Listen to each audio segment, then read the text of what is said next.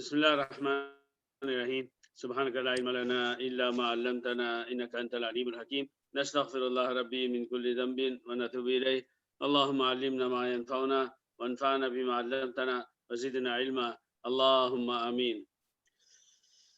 میرے بھائیوں اور میری بہنوں، یہ جو سورہ ہے آج کی، اس سورت کا نام ہی ہے سورت الکوثر، کوثر کی سورت. اور اس کے بارے میں ویسے ہی ماشاءاللہ آپ حضرات اپنے بچپن سے پڑھتے آئے ہیں، سنتے آئے ہیں. جو لوگ دیندار ہیں، علماء کی اور دینی جماعتوں کی مجلسوں میں بیٹھتے ہیں، دینی کتابیں پڑھتے ہیں، انہیں پتہ ہے کہ اس میں اللہ تعالیٰ نے ایک بہت بڑی چیز ہے جس کو لفظ کوثر سے قرآن نے تعبیر کیا ہے، وہ ہمارے نبی صلی اللہ علیہ وسلم کو دینے کی بات کہی ہے. ایز اے مسلم، جب میں آپ کو مثال دوں کہ اگر ہماری اولاد کو کوئی انعام ملے، آپ گھر میں بیٹھے تھے، بیٹا اسکول سے واپس آیا، بیٹی اسکول سے واپس آئی، ابو آج اسکول میں ایسا تھا، مجھے انعام ملا. کیا کرتے ہیں آپ؟ زبان سے خوش نہیں ہوتے، دل سے بھی خوش ہوتے ہیں. ارے واہ واہ، کیا بیٹا ہے میرا، کیا بیٹی ہے. رشتہ داروں میں اگر کسی کو کوئی تحفہ مل گیا، کیسی خوشی ہوتی ہے. ہمارے نبی کریم صلی اللہ علیہ وسلم، درود شریف پڑھ لیا کیجیے. جس وقت زندگی میں میں نے اور آپ نے جب یہ سورہ پڑھی تھی، اگر میننگ نہیں معلوم تھے تو الگ بات ہے، لیکن زندگی کے جس حصے میں سورۃ الکوثر کے معنی سمجھ میں آئے، خوشی ہوئی، خوشی منایا.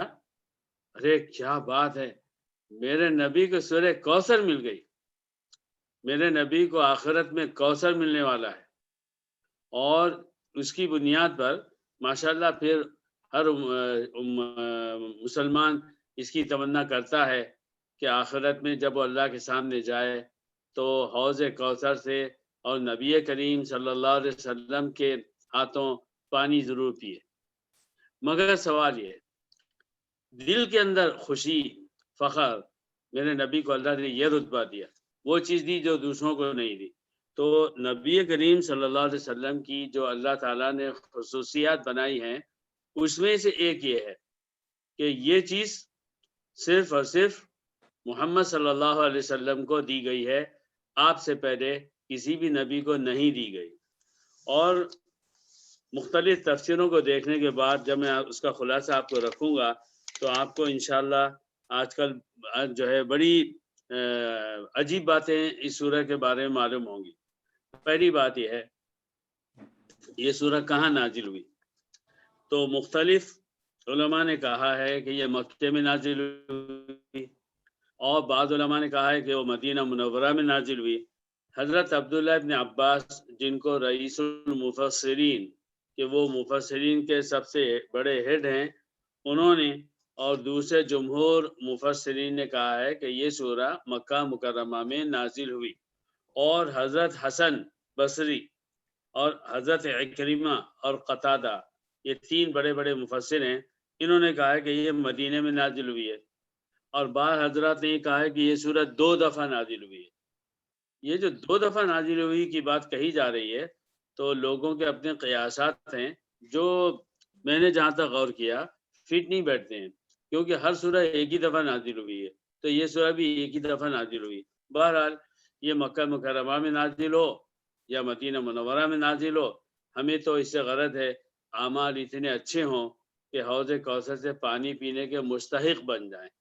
تو میرے بھائیوں، سب سے پہلے تو یہ دعا کیجئے، میری بہنوں سب سے پہلے یہ دعا کیجئے کہ اللہ ہمیں اپنی زندگی میں ایسا بنا دے کہ جب ہم اللہ کے سامنے جائیں تو اللہ تعالی ہم کو ان لوگوں میں شامل فرمائیں کہ جو نبی کریم صلی اللہ علیہ وسلم کے ہاتھوں سے پانی پیئیں گے. اسی حدیث کے بارے میں، اسی سورہ کے بارے میں ایک بڑی خطرناک بات بولی گئی ہے اور وہ حدیثوں میں آئی ہے، وہ انشاءاللہ میں اس کو عرض کرتا ہوں. تو سب سے پہلی بات یہ کہ یہ جو سورہ ہے تو یہ کیوں نازل ہوئی، جس کو تفسیر کی زبان میں کہتے ہیں شان نزول، reason of narrating, reason of revealing. تو یہ ریزن اس کا کیا تھا تو لکھا ہے علامہ ابن ابی حاتم ایک بہت بڑے عالم صوفی اور مفسر گزرے ہیں، تو انہوں نے ایک دوسرے بڑے امام حضرت سدی سے سنا، اور امام بیہقی حدیث کی دنیا میں بہت اونچا نام ہے، تو اس میں جو ہے انہوں نے ان کی ایک کتاب ہے دلائل النبوہ، نبوت کی دلیلیں، اس میں لکھا ہوا ہے کہ اصل میں انہوں نے بھی نقل کیا ہے حضرت محمد بن علی بن حسین، یہ حضرت علی کی آل اولاد میں حضرت حسین کے بعد 2-3 واسطوں سے یہ پیدا ہوئے تھے۔ وہ کہتے ہیں کہ عربوں کا حال ایسا تھا کہ اگر کسی شخص کے بیٹا ہی نہ ہو، اسے بولتے تھے وہ ابتر، ارے یہ تو ختم ہو جانے والا ہے، جب تک زندہ ہے لوگ اسے جانیں گے، اور جب بیٹا نہیں ہے تو بعد میں اسے کون جانے گا، اس کا نام کون لے گا۔ تو بیٹوں کے ہونے کو اس بات کی علامت سمجھی جاتی تھی کہ اس شخص کا نام دنیا میں بہت دنوں تک باقی رہے گا، اور اگر بیٹا نہ ہو یا بیٹا تھا لیکن چھوٹی بڑی عمر میں کسی وجہ سے انتقال کر گیا یا اس زمانے میں مار ڈالا گیا، جیسے کہ قبیلوں کی جنگیں ہوتی تھی، تب پھر یہ ہوتا تھا کہ وہ جو ہے گویا کہ ختم ہو گیا۔ اب وہ شخص جو ہے جب تک زندہ ہے لوگ اس کا نام جانتے ہیں، اور جب وہ شخص جو ہے دنیا سے چلا جائے گا اس کا نام بھی ختم۔ اللہ کی کرنی ایسی ہوئی، اللہ کی مرضی ایسی تھی کہ حضرت قاسم جو نبی صلی اللہ علیہ وسلم کے بیٹے تھے، یا حضرت ابراہیم جو نبی صلی اللہ علیہ وسلم کے بیٹے تھے، ان میں سے کسی کا انتقال ہو گیا، اور نبی کریم صلی اللہ علیہ وسلم کا کوئی بیٹا دنیا میں نہیں رہا۔ قصہ میں آگے بولوں اس سے پہلے ایک سوال ہوتا، ایسا کیوں ہوا؟ ہمارے نبی صلی اللہ علیہ وسلم کو اللہ نے بیٹا بھی دیا بلکہ بیٹے دیے، اور سب چھوٹی چھوٹی عمر میں دنیا سے چلے گئے۔ علماء نے کہا ہے کہ اللہ نے اس لیے کیا کہ اگر بیٹے نہ ہوتے تو بد زبان لوگ زبان لمبی کرتے اور نبی صلی اللہ علیہ وسلم کی مردانگی پر عجیب عجیب گندی باتیں کہتے۔ ان کی زبان کو بند کرنے کے لیے اللہ تعالیٰ نے بیٹا تو دیا، مگر کچھ دن دنیا میں رکھ کر پھر واپس بھی لے لیا۔ واپس کیوں لیا؟ اس لیے لیا کہ اگر نہ لیتے تو نتیجے میں کیا ہوتا، اگر نبی صلی اللہ علیہ وسلم کے بیٹے دنیا میں ہوتے تو اس کے بعد لوگوں کا حال ایسا ہوتا کہ وہ شاید نبی صلی اللہ علیہ وسلم کے بعد ان کو خدا کا درجہ دے دیتے، یا ان کے ساتھ وہ معاملہ ہوتا جو کہ اسلام نے نہیں رکھا ہے۔ اسلام کی نظر میں سب برابر ہے، تو اس لحاظ سے اللہ تعالیٰ نے ان کو پہلے ہی اٹھا لیا، جس کے بعد یہ بات ہی نہیں رہی کہ اولاد تھی یا نہیں تھی۔ مگر مکے کے لوگوں کا معاملہ ایسا تھا کہ اگر ایسا ہوا ہے کہ اولاد ہوئی، بیٹا ہے یا بیٹا بالکل ہی نہیں ہے، لیکن اگر انتقال ہو گیا تو پھر جو ہے وہ کہتے تھے یار ہوا اب تک، اس کا نام کون لے گا، وہ تو اس کا نام نشان ختم ہو جائے گا۔ اس بنیاد پر جو ہے جب ان بچوں کا انتقال ہوا تو عاص بن وائل نام کا ایک بڑا بدماش کافر تھا، اس نے بے تحاشا لوگوں سے کہنا شروع کر دیا کہ ارے ہم لوگ ڈر رہے تھے یہ محمد اپنا دین پھیلا رہے ہیں، یہ کیا کریں گے، آگے کیا ہوگا، ہمارا دین باقی نہیں رہے گا۔ تو انہوں نے کہا اب فکر نہیں کرو، اب تو اس کی کوئی نرینہ اولاد ہے ہی نہیں، یعنی کوئی بیٹا تو ہے ہی نہیں، تو اب جو ہے ہم کو پریشان ہونے کی ضرورت ہی نہیں ہے، یہ اس نے کہا۔ تو اللہ تعالیٰ نے اس کے اوپر یہ صورت نازل فرمائی۔ ایسا جو ہے وہ کہا جاتا ہے، یہ بات بھی کہی جاتی کہ مدینے سے وہ آیا تھا کعب بن اشرف، یہ بھی اسلام کے اس زمانے کے جو دشمن تھے ان میں سب سے زیادہ نمایاں دشمن تھا۔ تو اس کو قریش کے لوگوں نے کہا کہ دیکھو تمہارا کیا خیال ہے اس شخص کے بارے میں، یہ بولتا ہم سب سے اچھے ہیں، ہم ایسے ہیں، ہم ویسے ہیں، ان کا دین صحیح ہے، اور یہ ہمارا جو بتوں کا پوجنا ہے یہ غلط ہے، وہ ہے۔ تو اس نے کہا رے بھائی تم کیوں ان کے بارے میں پریشان ہوتے ہو، یہ تو ان کا معاملہ ایسا ہے کہ ان کا بیٹا تو ہے ہی نہیں، تو یہ کتنے دن رہیں گے، جتنے دن بھی رہیں گے اس کے بعد خود ہی دنیا سے چلے جائیں گے۔ اس طرح کی باتیں لوگوں نے بہت زیادہ کہی ہیں۔ بہرحال جب یہ بات زیادہ چلی تو ایک تو یہ کہ یہ بیٹھے بیٹھا کسی شریف آدمی کو آپ اگر کوئی خراب بات بولیں تو اسے ایک افسوس تو ہوتا ہی ہے نا کہ میرے بارے میں اس طرح کی بات بولی جا رہی. تو یہ بات بھی تھی. اس سے بھی بڑی بات کیا تھی کہ کافروں کا ستانا، رات دن الٹے الفاظ بولنا، قرآن کا نہ ماننا، مسلمانوں کو بھی ستانا. تو ظاہر ہے کہ سب کے دلوں پر نہ ایک غم رہتا کہ ہمارے ساتھ یہ کیا ہو رہا ہے. ہم تو لوگوں کو اچھی بات کہہ رہے ہیں اور لوگ ہمیں گالیاں دے رہے ہیں، برا الفاظ بول رہے ہیں. تو اس غم کو، پریشانی کو دور کرنے کے لیے اللہ رب العزت نے یہ صورت نازل فرمائی. اس میں 3 آیتیں ہیں اور تینوں بہت ہی عظیم الشان ہیں، بہت عظیم الشان ہیں. میرے بھائیوں، ہماری مشکل یہ ہے ہم قرآن پر غور نہیں کرتے ہیں. اس کو مقدس سمجھ کر ہم صرف پڑھنے، آنکھوں سے چومنے اور سینے سے لگانے کے عادی بن گئے. مگر اس پر جتنا ہم غور کریں گے نا تو اس کے اندر جو اللہ تعالیٰ نے ایسی بات رکھی ہے کہ پڑھو تو دل خوش ہو جائے، وہ جو ہے ہمارے اندر صفت نہیں آتی. تو میرا جی چاہتا ہے کہ ہمارا یہ گروپ ایک بہت امتیازی گروپ ہو. یہ قرآن کو پڑھنے پر زور دینے سے کہیں زیادہ قرآن کو سمجھنے والا گروپ بن جائے. ہے الحمدللہ. اور آپ سب کے پاس ماشاءاللہ بہت ہی اچھا علم ہے. اس کا اندازہ ہو جاتا ہے جب سوالات ہوتے اور کوئی بات کہی جاتی. تو جیسے دیکھیے کہ بخاری شریف جو ہے اس کی ایک حدیث مجھے چھوٹ گئی، حبیب بھائی نے فوراً پکڑ لی، ماشاءاللہ توجہ دلائی. اور ہمارے آفتاب بھائی دیکھیے کہ وہ ایسے کام کے سوالات کرتے ہیں. ہمارے سلیمان بھائی، آپ سب ماشاءاللہ جب بات ہوتی ہے کہ بھائی یہ اللہ نے یہ بات کیوں فرمائی، انور بھائی کتنی پتے کی بات بولتے ہیں. شریف بھائی کو دیکھیے کہ ماشاءاللہ حضرت ابوذر غفاری بنے ہوئے ہیں. توکل اور اللہ پر بھروسہ اور وہ باتیں ماشاءاللہ جو ہم میں سے ہیں. اور جو شہنشاہ اعظم ہیں ان کی تو بات یہ ہے کہ میں ان کے نام کی مناسبت سے ان کو شہنشاہ اعظم کہتا ہوں. بارہ میرے بھائیوں، جتنا علم ملا ہے اس کو کافی نہ سمجھے. اللہ تعالیٰ نے قرآن میں کیا کہا ہے؟ وما اوتیتم من العلم الا قلیلا. اے ایمان والو، تم کو جو علم دیا گیا ہے بہت ہی تھوڑا ہے. بہرحال بات کدھر سے کدھر جاتی ہے. تو ایک تو بات یہ ہے کہ نبی صلی اللہ علیہ وسلم کو ایسی باتیں بولی جا رہی تھی کہ جس سے تکلیف ہو. اللہ تعالیٰ نے 3 باتیں فرما دی. انا اعطیناک الکوثر، ہم نے تمہیں کوثر دیا ہے. ابھی ہم اس کوثر پہ بحث کریں گے بعد میں. فصل لربک وانحر، تو تم کیا کرو اگر آپ مجھے تحفہ دیتے ہیں یا میں آپ کو دیتا ہوں یا ہم کسی کو تحفہ دیتے ہیں، اس کے جواب میں کیا کرتا ہے؟ شکریہ ادا کرتا ہے. کم سے کم تحفہ کسی اچھی چیز کے ملنے کا ہم کہتے ہیں شکریہ بھائی، آپ کا بہت بہت شکریہ. کسی نے ہماری مدد کی، آپ کا بہت بہت شکریہ. اور اگر آپ تحفے کی بات کرتے ہیں تو تھینک یو کا لفظ ایسا بن گیا جیسے وہ بولیں تبھی شکریہ ادا ہوتا ہے. یہ سب ہمارے دماغ کی پستی کی نشانی ہے. اپنی زبان کے الفاظ کو ہلکا سمجھنا اس آدمی کے خود ہلکے ہونے کی نشانی ہے.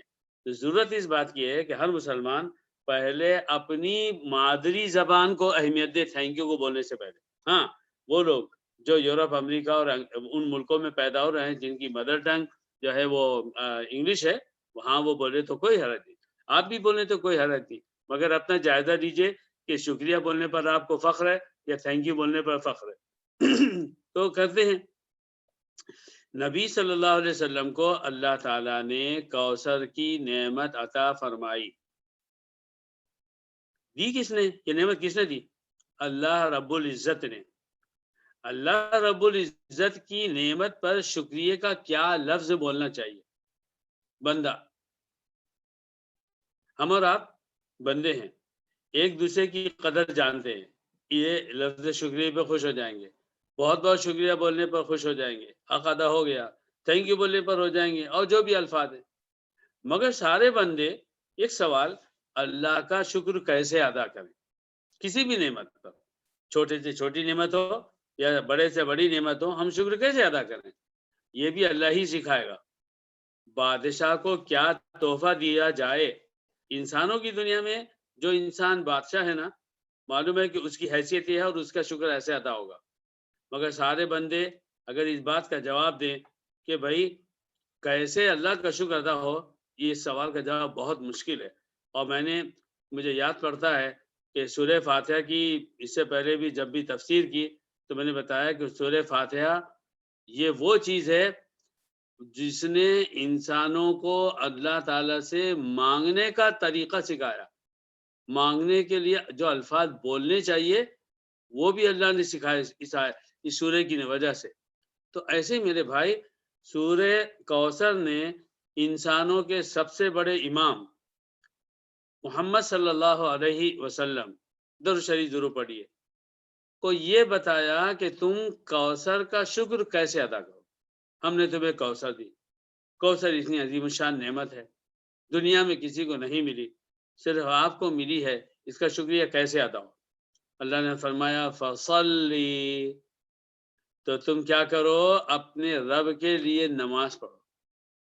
وہ 2 رکعت جو میں اور آپ پڑھتے ہیں, اور ظہر کے 4 رکعت, اور عصر کی 4 رکعت, مغرب کی 3 رکعت, عشاء کی 4 رکعت, وتر کی نمازیں, تہجد کی نمازیں, اشراق کی نمازیں, توبہ کی نمازیں, صلاۃ التسبیح.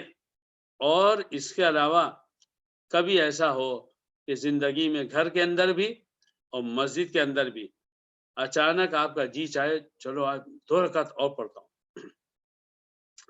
بریانی کھاتے کھاتے اٹھتے ہیں, بریانی ٹیسٹی ہوتی ہے, پیٹ بھی بھر گیا ہے, مگر چلو اور تھوڑا 2 لقمے لینے میں کیا حرج ہے. ایک دوسرے کی دعوت میں کھانے والا ختم کر چکا ہے کھانا, مگر میزبان بولتا ہے 1 چمچ اور تھوڑا سا لیجیے. تو یہ کیا ہے؟ یہ بری بات نہیں ہے. سوال یہ ہے قرآن پڑھتے ہوئے کیوں بور ہو جاتے ہو؟ نماز پڑھتے ہوئے کیوں بور ہو جاتے ہو؟ نماز زیادہ پڑھنے کا جی کیوں نہیں چاہتا؟ کبھی تو 2 رکعت زیادہ ہو جائے, کبھی گھر میں 2 رکعت زیادہ ہو, تو کبھی مسجد میں 2 رکعتیں زیادہ ہو, اس کے لیے وقت کا تعین نہ ہو. کبھی لمبی نماز پڑھیں, کتنے گھنٹے لگتے ہیں اپنے آپ کو آزما لے. 1 گھنٹہ لگتا ہے. آپ لمبی سے لمبی نماز پڑھیے, وہ 5 سے 10 منٹ میں ختم ہو جائے گی, جبکہ نماز میں شیطان یہ بہکا رہا تھا معلوم نہیں کتنی دیر ہو گئی, ارے بہت دیر ہو گئی, ہاں میں نے بہت اچھی نماز پڑھ لی. لیکن جب آپ سلام پھیر کر گھڑی دیکھیں گے نا تو آپ کو شرم آئے گی, یار 5 ہی منٹ ہوئے, 10 ہی منٹ ہوئے, کیا یہ وہ نماز ہے جس کو میں اللہ کی بارگاہ میں پیش کر رہا ہوں؟ تو رونا آئے گا. بہرحال نہ پڑھنے والے سے پڑھنے والا 1000 درجے بہتر ہے, اور اگر اس کے ساتھ ساتھ کوئی اور زیادہ لمبی پڑھتا ہے ماشاءاللہ, وہ تو اللہ کی نعمت ہے جو اللہ دے رہا ہے. میں یہ کہہ رہا تھا کہ کوثر کا جو شکریہ ادا کرنا ہے وہ انسان نہیں سب ادا کر سکتے تھے. اگر اللہ تعالیٰ انسانوں کو اختیار دیتا کہ میں نے تمہیں یہ نعمت دی ہے تو میرا شکریہ ادا کرو, تو انبیاء بھی کیا شکریہ ادا کرتے, وہ بھی تو انسان ہی ہیں. تو اللہ نے خود ہی اپنا کرم فرمایا کہ شکریہ کیسے ادا کرو, بتا دیا. فصلی لربک, نماز پڑھو دکھانے کے لیے, اپنی مصلحت کے لیے, کسی اور مقصد کے لیے جی نہیں, لربک, اپنے رب کے لیے پڑھو. اس سے نماز کی اہمیت, اللہ کے سامنے کھڑے ہونے کی اہمیت, قرات کرنے کی, رکوع کرنے کی, سجدہ کرنے کی, تشہد میں بیٹھنے کی. میرے بھائیوں ایک ایک چیز کا مزہ ہے یار, ایسا مزہ ہے جب اگر وہ دل و دماغ کو لگ جائے نا تو نماز ختم نہیں ہوتی. بولیے نا کہ ایک غزوہ ہے, صحابہ گئے ہوئے ہیں, اور اس کا ڈر تھا کہ رات میں کہیں دشمن حملہ نہ کر دے. تو ایک صحابی سے کہا گیا کہ آپ جو ہے مسلمانوں کے لیے جاگیں. تھوڑی دیر تو جاگا انہوں نے, اس کے بعد نماز پڑھنے لگے, اور اندھیرا خطرناک تھا, دشمن رات میں حملہ کرنے آیا. تو جب قریب پہنچا تو وہ جائزہ لے رہے تھے کہ بھائی کوئی جاگ تو نہیں رہا ان میں سے. اب ان کو اندھیرے میں ایک سایہ سا نظر آ رہا ہے, کبھی اٹھتا ہے کبھی بیٹھتا ہے. اب ان کی سمجھ میں نہیں آ رہا یار یہ ہے کیا, یہ انسان یا کچھ یہ کوئی نئی چیز ہے, کیونکہ کافروں کو تو نماز کیا نہیں معلوم تھی. انہوں نے یہ دیکھنے کے لیے کون ہے تیر برسائے, ایک تیر لگا, دوسرا تیر لگا, تیسرا تیر لگا, کئی تیر لگے. اور وہ صحابی کہتے ہیں میں سورہ کہف پڑھ رہا تھا, مجھے اتنا مزہ آ رہا تھا کہ نماز ختم کرنے کا جی نہیں چاہ رہا تھا. تو اللہ کا وہ نیک بندہ, وہ صحابی تیر پر تیر کھاتے رہے مگر ان کی نماز ختم نہیں ہوئی. میں بولتا ہوں آپ 5 منٹ سوچئے, اگر مچھر کاٹے تو 10 دفعے ہاتھ آگے پیچھے ہو جاتا, بڑے بڑے مولانا لوگوں کا بھی ہو جاتا. ہونا کوئی بری بات نہیں ہے, انسان ہے, اپنی اپنی ایمان کی حیثیت ہے، مگر آپ بولیے انسانی اعتبار سے ذرا سوچئے، کیا یہ ممکن ہے؟ ایک شخص کو تیر پہ تیر لگ رہے ہیں، خون بہ رہا ہے، تیر کی تکلیف کتنی خطرناک ہوتی ہے، وہ نماز نہیں توڑ رہا ہے، بعد میں وہ کہتے ہیں میں نے سوچا بھیا نماز توڑ دو جلدی، کہیں ایسا نہ ہو کہ زیادہ تیر لگنے سے میری موت ہو جائے اور دشمن حملہ کر دے تو مسلمان میرے ساتھیوں پر حملہ ہو جائے۔ یعنی دیکھیے اس ریزن پہ غور کیجیے آپ، اور انہوں نے نماز توڑی۔ ایسا نماز کا مزہ آ جائے نا، وہ نماز ہے، ایسی نماز اللہ کرے۔ میں آپ سے بول رہا ہوں، آپ لوگوں میں سے تو کسی کو کتنا مزے کی نمازیں ملی ہوں گی، اللہ مجھے بھی ایسی نماز دے دے۔ فصلی لربک، نماز تم اپنے رب کی نماز پڑھو، کیا بات ہے۔ اس کے بعد وانحر، نماز کس کا حق ہے؟ اللہ کا حق ہے۔ سورہ وہ جو کوثر اللہ نے دی ہے، ابھی اس کی تشریح میں نے نہیں کی ہے، تو اس کے جواب میں اللہ کے شکریہ کا حق ادا کرنے کے لیے تو فرما دیا کہ نماز پڑھو، چلو ٹھیک ہے، مگر ایک مسلمان اگر اس کو فرض ادا کرنا ہے، یعنی میری کیا ڈیوٹی ہے، تو اس کے دو ڈیوٹیز، ایک اللہ کے ساتھ، ایک بندوں کے ساتھ۔ اللہ کے ساتھ تو میں نماز پڑھوں گا، قرآن پڑھوں گا، روزہ رکھوں گا، حج کروں گا وغیرہ وغیرہ۔ بندوں کے ساتھ کیا کروں گا؟ ماں باپ کا ادب کروں گا، دوستوں کا خیال رکھوں گا، رشتہ داروں کا خیال رکھوں گا، غریبوں کے کام آؤں گا، اللہ نے اب جو حیثیت دی ہے اس میں مال میں سے خرچ کروں گا، اور جان دی ہے اگر جہاد ہو جائے تو جہاد کرنے سے پیچھے نہیں ہٹوں گا۔ تو بندوں کے جو حقوق ہیں، آپ نے کوثر کے انعام میں کیا کیا کہ نبی صلی اللہ علیہ وسلم نے اللہ کے لیے نماز پڑھی، جس سے بہتر نماز انسانوں میں کسی نے نہ پڑھی ہے نہ پڑھے گا۔ مگر بندوں کے لیے کیا کریں؟ شکرانے میں بیٹا جو ہے اچھے نمبر سے پاس ہوا، یا گھر میں اولاد ہوئی تو آپ نے بکرے کاٹے، گوشت تقسیم کیا، مٹھائیاں بانٹی، شادی ہوئی آپ نے مٹھائیاں بانٹی۔ کوثر کی نعمت محمد عربی کو ملی جو انسانوں میں سب سے افضل ہیں، انہوں نے کوثر کے نعمت کے ملنے پر نماز پڑھی، ایک شکر ہوا۔ اور کیا کرو؟ تو اللہ نے وہ بھی سکھا دیا، وانحر، اور قربانی کرو، قربانی کرو۔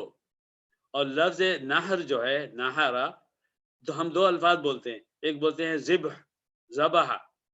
لفظ ذبح عربی زبان میں اس زمانے میں بھی اور آج بھی بکرا، بکری، مرغی، یہ سب چیزوں کے ذبح کرنے کے لیے استعمال ہوتا ہے، اس کو ذبح کہتے ہیں۔ لیکن عربی زبان ہی میں لفظ نحر استعمال ہوتا ہے اونٹ کے ذبح کرنے کے لیے۔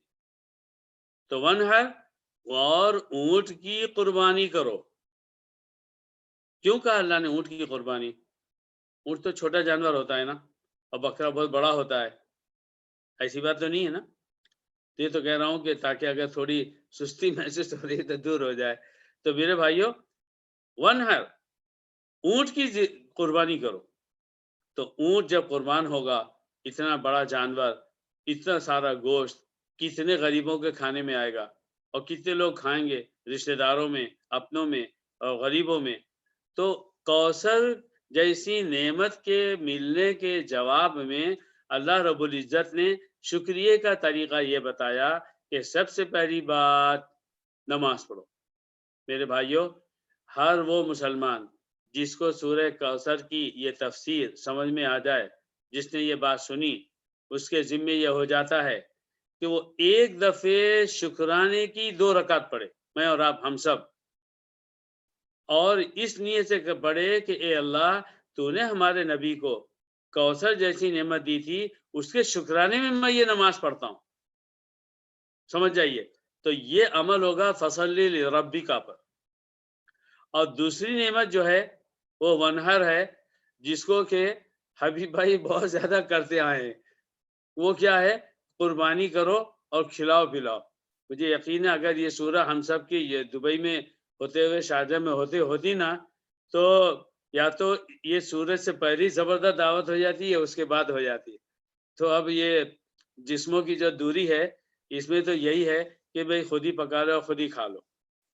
تو بہرحال ایک بات کہہ رہا ہوں کہ ونحر پر بھی عمل کیجئے، اگر حیثیت ہے اللہ نے دی ہے تو واقعی اونٹ کی قربانی دیجئے اور تقسیم کیجئے لوگوں میں، اور یہ نیت کیجئے کہ اللہ جیسے تو نے سورہ کوثر میں محمد صلی اللہ علیہ وسلم کو حکم دیا تھا تو اس کے شکرانے میں میں یہ کرتا ہوں۔ میرے بھائیوں، اونٹ نہیں، اونٹ کئی اونٹ کاٹنا کھلا دینا بہت آسان ہے۔ 2 رکعت للہیت کے ساتھ اللہ کی اس نعمت کو، سورہ کوثر کی نعمت کے جواب میں فصلی لربک پر سچ مچ عمل کر کے 2 رکعت پڑھنا اونٹ کے کاٹنے سے کہیں زیادہ مشکل ہے۔ کیوں مشکل ہے؟ وہی ہوگا، بے توجہی کا وضو ہوگا، نماز کے لیے کھڑے ہوں گے، ایسا دل میں ہوگا ارے ظفر نے بولا تھا کہ وہ 2 رکعت سورہ کوثر کے شکرانے میں پڑھو، چلو پڑھ لیتے ہیں۔ جب اللہ اکبر بولیں گے ہاتھ وہی ہوں گے، ہاتھ پیر وہی ہوں گے، دماغ بھی وہی ہوگا، اور اس میں دماغ ادھر ادھر بھاگے گا، اور اپنا جلدی یا دیر سے یا تھوڑی چھوٹی بڑی سورت پڑھیں گے، سلام پھیریں گے، جسم کی نماز ادا کی اور عقل کی نماز سے محروم رہے۔ تو اس نماز سے کے مقابلے میں اونٹ اگر آپ نے کاٹ دیا تو اونٹ کا ثواب تو مل جائے گا، اس میں تو شوق بھی ہوگا، ذوق بھی ہوگا، مگر پھر میں وہی کہہ رہا ہوں کہ میرے خیال میں ایسی 2 رکعت ادا ہو جائے کہ دل بھی لگے، دماغ بھی لگے، ہاتھ پیر بھی لگیں، قرات اتنی لمبی ہو کہ لمبی سے لمبی ہو، اور رکوع ایسا ہو کہ لمبے سے لمبا ہو، اور سجدہ ایسا ہو، اور تسبیح پڑھتے پڑھتے آدمی کو تھکن محسوس نہ ہو، وہ سبحان ربی العظیم بولے، وہ سبحان ربی الاعلیٰ بولے، بولتا ہی چلا جائے، اتنا بولے اتنا بولے کہ وہ 1 گھنٹہ اسی میں لگا رہے، ہاں، اور اس کا مزے لیتے رہے، اس کی دعائیں پڑھتا رہے، تو میرے بھائیوں وہ ہوگا صحیح شکر ادا ہونا۔ اللہ تعالیٰ سب سے پہلے بولنے والے کو اس کی توفیق دے، سننے والوں کو بھی انشاءاللہ۔ تو یہ 2 باتیں ہوئی، اور تیسری بات ہے ان شانئک هو الابتر، جو شانیہ دشمن کو کہتے ہیں، اس کے الگ الگ الفاظ ہیں، اس میں شانی یہاں دشمن کے معنی میں، تمہارا جو دشمن ہے نا هو الابتر، وہی اس کا نام نشان مٹ جائے گا۔ بڑی زبردست آیت تھی اور سورت تھی، جب مکہ میں نازل ہوئی، میرے بھائیوں مکے کے ایک ایک کافر کے اوپر تلوار سے زیادہ اس کا اثر تھا، ان کے دل ٹوٹ گئے، کیونکہ وہ جانتے تھے کہ نبی صلی اللہ علیہ وسلم جو کہہ رہے ہیں اور ان کا رب جو کہہ رہا ہے وہ ایک دم پکا ہوتا ہے، تو ان کو جو خوشیاں منا رہے تھے وہ کہ نبی جو ہے جب تک زندہ ہیں، اسلام زندہ ہے، ایک دن تو نبی جو ہے دنیا سے چلے جائیں گے کہ وہ انسان ہے، پھر یہ اسلام بھی ختم ہو جائے گا۔ اس سورے کے نازل ہونے کے بعد ان کے دل غم میں ڈوب گئے، اور مسلمان انتہا سے زیادہ خوش ہو گئے۔ اب میں نے عرض کیا تھا کہ یہ جو حدیث ہے، کوثر ہے، اس کے بارے میں حدیث ہے اور اس کے اندر بہت سارے الفاظ آئے ہیں، تو اس کی وجہ سے علماء کے درمیان میں کچھ عجیب اختلاف ہے۔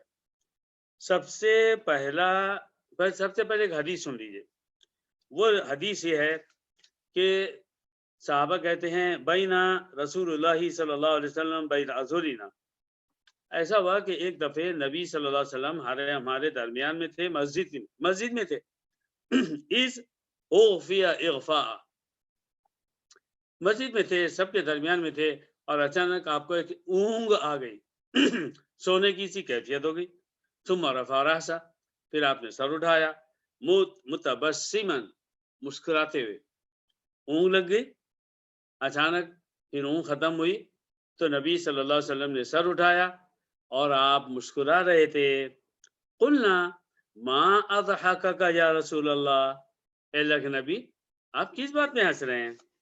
قال لقد انزلت علی آنفا سورہ، ابھی مجھ پر ایک سورہ نازل ہوئی ہے، اور اس کے بعد فقرا، پھر آپ نے پڑھا بسم اللہ الرحمن الرحیم، انا اعطیناک الکوثر فصلی لربک وانحر ان شانئک هو الابتر، کہ اے محمد صلی اللہ علیہ وسلم ہم نے تمہیں کوثر دی ہے اور تم اپنے رب کا شکریہ ادا کرو، نماز پڑھو اور قربانی دو اونٹ کی، اور اس کے ساتھ ساتھ کیا کرو، رہی بات کہ جو تمہارا دشمن ہے نا وہی دشمن جو ہے بے نام و نشان ہوگا۔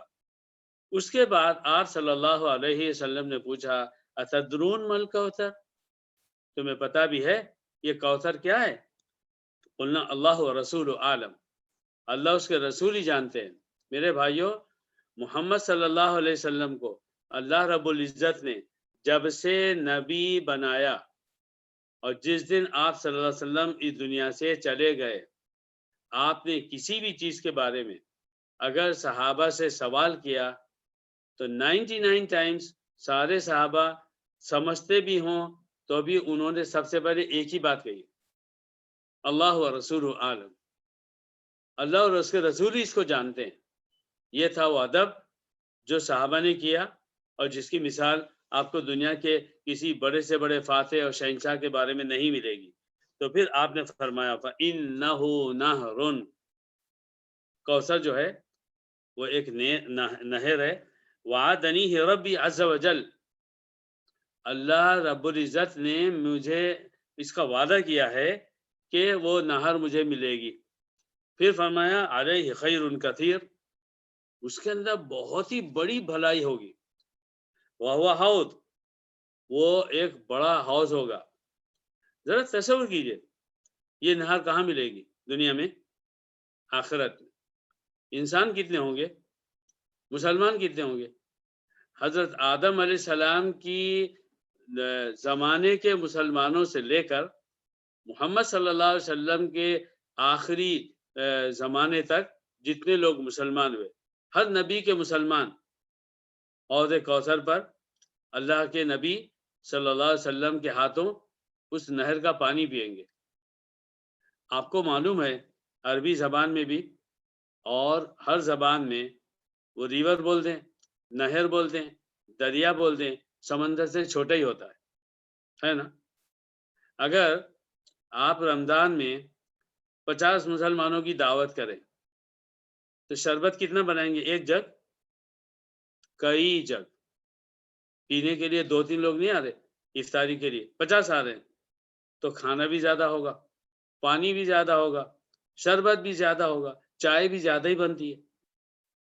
اب جب آپ یہ کرتے ہیں اور قیامت میں اتنے کروڑوں مسلمان ہوں گے تو ان کے لیے نہر بننی چاہیے یا سمندر ہونا چاہیے؟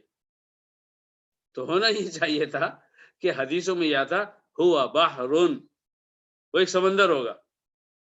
قربان جائیے قرآن کے اللہ رب العزت کی جو ہے وسعت رزق کے کہ بنائے گا تو اللہ تعالیٰ نہر، پانی کتنا ہوگا؟ اتنا ہوگا، اتنا ہوگا، اتنا ہوگا کہ وہ جو کروڑوں مسلمان پانی پئیں گے انشاءاللہ اللہ ہمیں ان میں شامل کر دے۔ کیونکہ اسی حدیث میں ایک بڑی خطرناک وارننگ بھی ہے، بہت ہی خطرناک، دل دہل جاتا۔ تو وہ نہر ہے مگر پانی اس میں سمندروں کا ملے گا۔ کیا بات ہے، یہ اللہ ہی کی شان ہے۔ اور پھر فرمایا کہ اس میں میری امت آئے گی، ترد علیہ امتی، میری امت آئے گی اور پانی پیے گی یوم القیامہ، قیامت کے دن۔ اب یہ بتائیے کہ اگر 4 افراد کو پانی پلانا ہو تو کتنے گلاس چاہیے؟ 4، اور 50 کو پلانا ہو تو بھی 4۔ یہ ٹھیک ہے کہ ہم جو ہے 50 کے لیے 50 نہیں رکھتے، اگرچہ ہوٹلوں کی دعوتوں میں جتنے افراد اتنے گلاس، اور ایک شان ہوتی ہے کہ نہیں بھی انہوں نے ہر ایک کے لیے الگ الگ گلاس دیا، جیسے ہر ایک کے لیے الگ الگ پلیٹ۔ تو یہ بات ضرور کہی گئی کہ عدد آنی ہی عدد نجوم، وہاں ان کے پانی پینے کے لیے جو گلاس ہوں گے ان کی تعداد اتنی ہوگی جتنے کے آسمان کے ستارے ہوتے تھے۔ اب بتائیے ستاروں کی تعداد کس کو معلوم ہے؟ ابھی تک کی معلومات میں نان مسلم سائنٹسٹ لوگ جو ہے گیلیکسی اور پتہ نہیں کیا کیا الفاظ کے بولتے ہیں، اور بولتے ہیں کہ جتنے ستارے ہم کو نظر آتے ہیں اس سے زیادہ کروڑوں جو ہے آسمان میں پھیلے ہوئے ہیں۔ تو یہ آخرت میں سب ہونے والا ہے، اللہ ایسا ایمان دے اور پھر پانی پینے نبی صلی اللہ علیہ وسلم کے پاس پہنچا دے۔ اب میرے بھائیوں آگے وہ الفاظ ہیں اس حدیث میں کہ ان الفاظ کے سننے کے بعد آپ پانی پینے سے زیادہ خود بخود اس کی فکر کریں گے کہ پہلے اس لائق ہو جائے۔ فَيُخْتَلَجُ الْعَبْدُ مِنْهُمْ، لیکن جتنے لوگ پانی پینے کے لیے جمع ہوں گے تو اس حدیث میں نبی صلی اللہ علیہ وسلم نے فرمایا کہ کچھ لوگوں کو وہاں سے فرشتے ہٹا دیں گے، کچھ لوگوں کو ہٹا دیں گے. فاقول، میں فرشتوں سے کہوں گا ربی انہم من امتی، اے اللہ یہ میری امت کے لوگ ہیں، کیا جواب ملے گا؟ فیقول، تو فرشتے بولیں گے انک لا تدری ما احدث بعدک، اللہ بچا لے، ارے محمد صلی اللہ علیہ وسلم تمہیں نہیں پتا ہے کہ تمہارے بعد ان لوگوں نے کیا کیا. اور کسی حدیث کے الفاظ میں ما احدث بعدک فی الدین، دین میں انہوں نے کیا کیا. میرے بھائیوں، اصل تو یہی سوال ہے نا، پہلے ہم پہچانے تو صحیح ہم کون، ہم کیا کر رہے ہیں، ہم نے اب تک کیا کیا. پچھلی زندگی کے ہر سیکنڈ اور منٹ میں گناہ زیادہ ہوئے یا نیکی زیادہ ہوئی. خود ٹائم کا برباد کرنا جس میں نہ دین کا کام ہو نہ دنیا کا ہو، یہ خود ایک گناہ ہے. ایک لڑکا ایگزام میں امتحان دینے بیٹھے اور اس کو ہر سیکنڈ لکھنا ہے، ہر منٹ لکھنا ہے، وہ جوابات ہی سوچتے بیٹھا رہ گیا، اس کا یہ جواب ہے کہ وہ ہے، اس کا یہ ہے کہ وہ ہے. اور 15 منٹ اور آدھا گھنٹہ اور 1 گھنٹہ، 3 گھنٹے میں سے 1 گھنٹہ اس نے سوچنے میں گزار دیے. آپ کو معلوم ہے کہ وہ جو لکھے گا پاس شاید ہو جائے لیکن فرسٹ نہیں آئے گا. ارے مسلمان، تو اپنے بارے میں تو سوچ لے. وہی ہو رہا ہے کہ ہم زندگی کی ہر پریشانی کے بارے میں یہی پوچھ رہے ہیں، اس کا جواب کیا ہے، اس کا جواب کیا ہے، اس بارے میں کیا کریں، اس بارے میں کیا کریں. ارے بھائی، اللہ نے ہر بات بتا دی، قرآن نے ہر بات بتا دی، آپ کو سوچنے کی ضرورت ہی نہیں ہے. ہر آرڈر اللہ کا آپ کے سامنے ہے، عمل کرنے ہی کی ضرورت ہے. تو اللہ کرے کہ ہم 6-7 مسلمان یہاں جمع ہوئے، ہم نے اس بارے میں کچھ بات سنی اور اس کے بعد میں اللہ تعالیٰ کے سامنے ہم بیٹھے ہیں اور اللہ ہمیں دیکھ رہا ہے اور اللہ ہمیں سن بھی رہا ہے. ہم قرآن کی بات کو سن رہے ہیں توجہ کے ساتھ. میں کہنے کی کوشش کر رہا ہوں اخلاص کے ساتھ. اللہ کرے میرا اخلاص ایسا بے معنی نہ ہو کہ قیامت میں میرے منہ پر مار دیا جائے. آپ بہت میرے لیے دعا کیجیے. آپ سے زیادہ سننے والوں سے زیادہ خطرے میں بولنے والا ہوتا ہے کہ اس نے باتیں بڑی بڑی کہہ دی اور خود عمل کی دنیا میں وہ پیچھے تھا. اللہ بچا لے اس سے. تو میرے بھائی، یہ ہے وہ سورۃ الکوثر کہ جس کے بارے میں یہ ساری باتیں ہیں. ابھی بھی علامہ ابن کثیر نے تفسیر ابن کثیر میں جو اس کے کی مختلف باتیں کہی ہیں اور امام بخاری رحمۃ اللہ علیہ نے جو کہی ہیں، اس کے علاوہ مولانا امین احسن اصلاحی اور ان کے استاد ہندوستان کے سب سے بڑے مفسر مولانا حمید الدین فراہی نے، کیونکہ ان حضرات نے اور پہلے کے زمانے کے لوگوں نے بھی اس سے مراد جو ہے وہ نہیں دیا ہے کہ وہ حوض کوثر ہوگا، وہ ایک نہر ہے اس سے پانی پئیں گے. اس سے بہت عجیب عجیب باتیں کہی ہیں. یہاں تک امام بخاری رحمۃ اللہ علیہ نے اس میں اپنی بخاری میں ذکر کیا ہے کہ کوثر سے مراد جو ہے وہ نہر نہیں ہے بلکہ ہر وہ چیز ہے جو اللہ نے نعمت کے طور پر دی ہے. اس کی یعنی ہر بات جو ہمارے اہل علم نے کہی ہے نا، بلا وجہ نہیں کہی ہے، لیکن ایک اختلاف ہے. لیکن امت کی میجورٹی یہی کہتی ہے کہ کوثر کا مطلب حوض کوثر ہے اور اس کے اندر جو پانی ہے وہی وہ پینے کے لیے ملنے والا ہے. اس کے علاوہ جو ہے ایک عجیب و غریب بات جو مولانا حمید الدین فراہی نے پہلے کہی ہے اور اس کی تائید مولانا امین احسن اصلاحی نے کی ہے، اور انہوں نے اپنی کتاب اپنی تفسیر تدبر قرآن میں لکھا ہے کہ ان سے انہوں نے کہا ہے کہ انا اعطینا کل کوثر، تو کوثر سے مراد ہے کعبۃ اللہ کی عمارت، کعبۃ اللہ حوض کوثر ہے. اور پھر انہوں نے اس کی مثالیں دی ہیں اور پھر بہت ساری باتیں کہی ہیں، وہ سمجھ میں بھی آتی ہیں. مگر جب میں نے ان سب چیزوں کا جو ہے تو کمپیریزن کیا تو میں نے یہ دیکھا کہ مسند احمد بن حنبل، امام احمد کی حدیثیں ہیں اس کے سندوں کے ساتھ میں، اور امام مسلم نے سندوں کے ساتھ حدیث دیے اور امام بخاری نے بھی دیے. تو اس حدیث میں جب یہ الفاظ آ رہے ہیں کہ نبی نے یہ فرمایا انہو نہر، وہ ایک نہر ہے، تو ان حدیثوں میں صراحت کے بعد کسی مسلمان کو وہ وقت کا کتنا ہی بڑا عالم ہو، اس کو اس کا حق نہیں، وہ بولے نہیں نہیں نہیں نہیں، اس سے مراد ہے کعبۃ اللہ. اور اس کے بعد اس کی ساری لمبی تشریح کرے. تو میں نے صرف ایک معلومات کے لیے عرض کر دیا، ورنہ یہ بات زیادہ سمجھ میں آتی ہے کہ کوثر سے مراد ایک نہر ہے اور وہ پانی آخرت میں پینے کو ملے گا اور نبی صلی اللہ علیہ وسلم اپنے ہاتھ سے پلائیں گے. اور بس اتنی ہی بات ہے میرے بھائیوں. پتہ نہیں ہم پینے والوں میں ہوں گے یا محروم کر دینے والوں میں ہوں گے.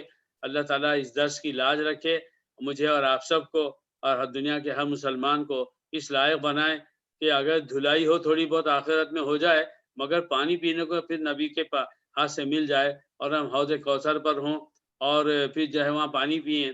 اس دنیا میں تو ایسا ہوتا ہے کہ اگر میں پی رہا ہوں تو حبیب بھائی سامنے کہوں گا حبیب بھائی پہلے آپ، اور حبیب بھائی مجھے کہیں گے اور ہم ایک دوسرے کو کہیں گے. مگر ایک بات صاف ہے، آخرت میں جب وہ پانی ملے گا نا بھائی، میں تو پہلے خود پی لوں گا، خود غرض بن جاؤں گا، پانی پی لوں گا پہلے. آپ بھی ایسے ہی کرنا، اللہ کرے بعد میں ایک دوسرے کو سلام کریں گے اور ملیں گے انشاءاللہ. جیسے کہ جو پہلی صف ہے، پہلی صف کے ثواب کے بارے میں نبی صلی اللہ علیہ وسلم نے فرمایا ہے کہ اگر میری امت کو پہلی صف کا ثواب معلوم ہو جائے تو آپس میں مقابلہ کریں گے، کون پہلے میں پہنچوں کہ تم بعد میں پہنچو. اور آج کل ہماری یو اے کی مسجدوں میں کہ جب مسجد جمعے کو کھلتی ہے اور وہ دیر سے کھلتی ہے تو لوگ اس مسجد کا احترام بھی چھوڑ چھاڑ کے بھاگتے ہیں. دل والے جو ہے وہ پہلی صف کے لیے بھاگتے ہیں اور ان دل والوں کے بعد لوگ اسے بھاگتے ہیں کہ بھائی مسجد کے اندر نماز پڑھنے کو مل جائے، تاکہ اے سی مل جائے، تاکہ آواز صاف ہو، تاکہ ایسا ہو، تاکہ ویسا ہو. بہرحال جو بات بھی ہو، لیکن یہ ہے کہ وہ مسجد کے اندر بھاگتے ہیں. تو اس پر میں آپ سے عرض کروں، پہلی صف میں اگر آپ بیٹھ رہے ہوں اور آپ کی نظر اپنے کسی جان پہچان کے شخص پر پڑ جائے، اب وہ بڑے سے بڑا وقت کا عالم دین ہو، وہ جو بھی ہو، آپ کو پہلی صف کے لیے خود غرضی کرنا صرف جائز نہیں، ضروری ہے. نبی نے فرمایا تنافسون، تم مقابلہ کرو گے. تو اب نبی کے اس فرمان کے بعد کہ پہلی صف میں جگہ مل جائے، آپ کو تنافس کرنا ہے. اس تنافس کے خلاف ہوگا، ارے ظفر صاحب مولانا آپ پڑھ لیجیے، آپ نے عالم دین کے لیے جگہ چھوڑ دی. آپ نے اچھا کام کیا، برا نہیں کیا، تنافس کے خلاف کیا. وہاں تو کون ہو میں کون؟ نبی نے کہا یہاں تنافس کرو، میں تنافس کروں گا، حبیب بھائی کو دیکھوں گا، پہلے میں جا کے بیٹھوں گا. حبیب بھائی کو جگہ ملی، بہت اچھی بات ہے، نہیں ملی میں کیا کروں بھائی، مجھ سے کہا گیا تنافس کرو. مگر میری چھوٹی سی عقل اور چھوٹے سے علم میں ایک بات سمجھ میں آئی، اگر باپ اور بیٹا دونوں پہلی صف کے لیے دوڑے اور بیٹے کو جگہ مل جائے تو میری چھوٹی سی عقل میں شریعت میں صرف باپ کے لیے بیٹا قربانی دے اور باپ کو پہلی صف میں بیٹھنے دے، جائز ہو، اور انشاءاللہ اس کو دونوں طرح کا ثواب ملے گا، تنافس کا بھی اور اپنے والد کے احترام کا بھی. مگر باپ کے علاوہ بڑے سے بڑے عالم دین کے لیے بھی شریعت میں اس کی گنجائش نہیں ہوگی کہ وہ تنافس میں ان صاحب کو جگہ دے. آپ دے دیں، آپ کی مرضی، لیکن تنافس کے خلاف ہوگا. یہ میری سمجھ میں آتی. بہرحال اللہ تعالی ہم سب کو نیک بنائے، توفیق دے. جو باتیں کہی جا رہی ہیں، سنی جا رہی ہیں میرے ذریعے سے، کتابوں کے ذریعے سے، دوسرے علماء کے ذریعے، میں تو کچھ نہیں کر رہا ہوں، بہت سے علماء تو ماشاءاللہ جان لگا رہے ہیں. آپ کا ایک گروپ دیکھیے اور کتنے گروپ چل رہے ہیں تجوید کے اور قرآن کے. اللہ تعالیٰ آپ سب کو برکت دے اور مجھے بھی آپ کی طرح توفیق عطا فرمائے. آمین. جزاکم اللہ خیر. یا اللہ آباد رکھے آپ سب کو. آدم بھائی دعا فرمائے. بھائی ایک سوال ہے سورہ یاسین کا. جی یہ سورہ یاسین میں دعا کے بعد کر لیں، دعا کے بعد میں ریکارڈنگ بند کر دیتا ہوں. جی دعا کے بعد ہمارے آفتاب بھائی نے بھی چاہا تھا پوچھنا، تو پہلے آفتاب بھائی انشاءاللہ اور پھر شریف بھائی انشاءاللہ. انشاءاللہ. یا ربنا یا ربنا یا ربنا یا کریم یا رزاق یا من اعطانا القرآن یا من اعطانا سورة الكوثر اللهم حتم اننا حتى الان ما آمین. شكرك حق شكرك لسورة الكوثر. اللهم يا ربنا اغفر لنا هذا الخطأ هذا ذنب الكبير، ويسر لنا أن نصلي ركعتي شكر يا رب العالمين على أنك أعطيتنا سورة الكوثر يا ربي، وارزقنا نحن يا ربنا أن ننحر شكرا لهذه السورة الكريمة العظيمة يا ربي يا ربي يا ربي. اللهم أنت رحمن وعليك تكلان ولا حول ولا قوة إلا بالله. اللهم صل على محمد وعلى آل محمد كلما ذكره ذاكرون وكلما غفل عن ذكر الغافلون. ربنا ظلمنا أنفسنا وإن لم تغفر لنا وترحمنا لنكونن من الخاسرين. یا اللہ تو کریم ہے، تیری رحمت ہے، تیرا کرم ہے، ہم نے واقعی ہمیں سورۃ الکوثر عطا فرمائی. ہم نے تو قرآن کی کسی آیت کا شکر نہیں ادا کیا، سورہ کوثر کو تو بھول گئے. پڑھتے ہیں چھوٹی سورہ، اے اللہ مسلمان تو 4 سورہ چھوٹی یاد کر کے نماز پڑھنے پر ہی مطمئن ہے، اور یہ صورتیں ان کے لیے بڑی مددگار ثابت ہوتی ہیں. ان آتے نے پڑھا، رکوع کر لیا. ہم نے بھی کبھی کبھی ایسا کیا. اے اللہ ہم نے عظمت کے ساتھ، محبت کے ساتھ، قدر کے ساتھ کبھی قرآن کی کسی صورت کو نہیں پڑھا. اگر پڑھا ہے اللہ تیرے علم ہے، اسے قبول فرما لے. اے اللہ ہم سے چاہی ہوئی ہے اسے معاف فرما دے. اور اللہ قرآن کی ہر آیت کا ایسا ذوق، ایسا شوق عطا فرما کہ اللہ جب قرآن پڑھیں تو ہمارا ذہن، ہماری عقل، ہماری سوچ، ہماری فکر اس میں ڈوب جائے. ہم دنیا کو بھول جائیں، دنیا کی پریشانی کو، مسائل کو بھول جائیں. اے رب العالمین شیطان کی تمام وسوسوں سے اے اللہ امت مسلمہ کے ہر مسلمان مرد اور عورت اور بچے بوڑھوں کی حفاظت فرما. اے رب العالمین اے اللہ ہمیں لوگوں میں سے بنا کہ جو قیامت میں، اے اللہ ان لوگوں میں سے بنا کہ ہمیں نبی صلی اللہ علیہ وسلم کے ہاتھ سے پانی پینے مل جائے. نہ معلوم ہمارا کون سا عمل ایسا ہوگا کہ فرشتے دھکے مار کے ہٹا دیں گے. اے اللہ ہم نہیں جانتے، تو علام الغیوب ہے. اے اللہ اس سے پہلے کہ ہماری وہاں نہ تو اس گناہ سے ہمیں اے اللہ سچی توبہ عطا فرما، اور اے اللہ ہمیں اس لائق بنا کہ قیامت میں تو ہم سے خوش ہو جائے اور ہمیں حوض کوثر سے پانی عطا فرما. اے رب العالمین اے اللہ تو نے وعدہ کیا ہے ان نشانے کا ہو الابتر. اے اللہ تیرا وعدہ ہے کہ جو تیرے نبی کا دشمن ہے وہی برباد ہوگا. اے اللہ تیرے کتنے دشمن اس دنیا میں آزاد کر رہے ہیں. اے اللہ مسلمانوں کو قتل کر رہے ہیں، عصمتیں لوٹ رہے ہیں، مسجدیں گرا رہے ہیں. اے رب العالمین ہمارا قصور ہے. اے اللہ ہم بزدل ہو گئے، ہم زندگی سے محبت کرتے ہیں، موت سے ڈرتے ہیں، ہمیں وہن ہو گیا جیسا نبی نے فرمایا. اے اللہ اے اللہ اے اللہ یہ جتنے دشمن ہیں ہمیں اے اللہ ہمیں عاجز کر سکتے ہیں، ہم بے بس ہو سکتے ہیں، تو نہیں ہو سکتا.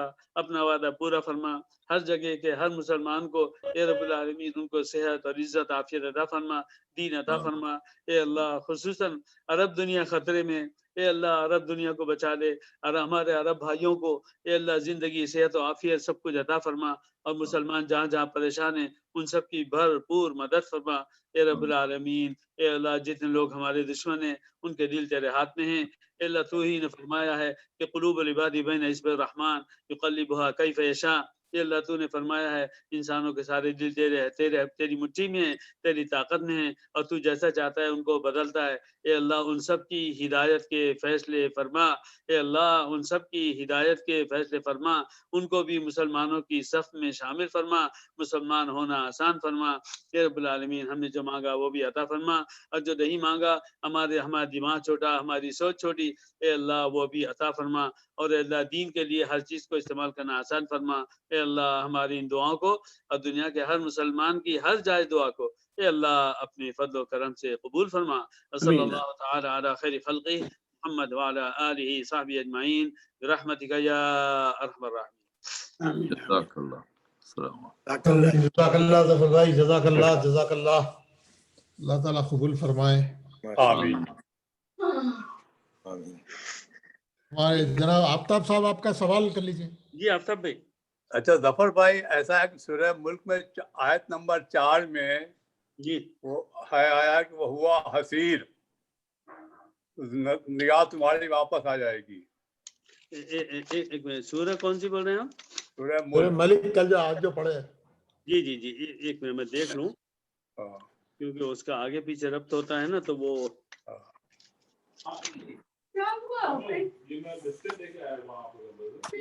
سبع سماوات طباقا وزينا السماء ما الدنيا ترى في خلق بمصابيح الرحمن. وجعلنا رجوما للشياطين واعتدنا لهم عذاب السعير. ہاں ثم ارجع البصر कररतैन यनक़लिब इलैकल बसर खासिअन व हुवा हसीर। वहुवा हसीर।